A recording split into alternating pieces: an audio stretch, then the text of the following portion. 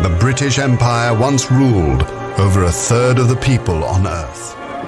1922 वो ईयर था जब ये एम्पायर अपनी पीक पर था, यानी सबसे ज्यादा कब्जा कर रखा था इसने दुनिया पर। इस मैप को देखो, पूरी धरती पर जितनी भी जमीन थी उसका 25% एरिया ब्रिटिश एम्पायर के कब्जे में था इस समय में। आप एक कॉर्नर से शुरू करोगे इसे देखना, New Zealand, Australia, Malaysia, Singapore, Bangladesh, India, Pakistan, UAE, Africa में ढेर सारी कंट्रीज, फिर यूके आता है और फिर कनाडा तक, ये सब ब्रिटिश एम्पायर के कंट्रोल में था। एक कहावत होती थी, the sun never sets in the British empire, और आप देख सकते हैं ये चीज सच क्यों थी। जब तक ऑस्ट्रेलिया में सनसेट होता था, इंडिया में ऑलरेडी सुबह हो चुकी होती थी, और जब तक इंडिया में सनसेट होता था, कनाडा में ऑलरेडी सुबह हो चुकी होती थी। तो इन टोटल 450 मिलियन लोगों की पॉपुलेशन थी इस ब्रिटिश एम्पायर के अंदर। इतने देशों पर कॉलोनाइज कर रखा था ब्रिटिश एम्पायर ने, और जो कॉलोनी में रहने वाले लोग थे, अगर उन्हें अपना अच्छा करियर बनाना था, अच्छी नौकरी चाहिए थी, तो उन्हें इंग्लिश लैंग्वेज सीखनी जरूरी थी। इसलिए इन सारे कॉलोनाइज देशों में इंग्लिश को लैंग्वेज ऑफ द एलीट माना जाता था।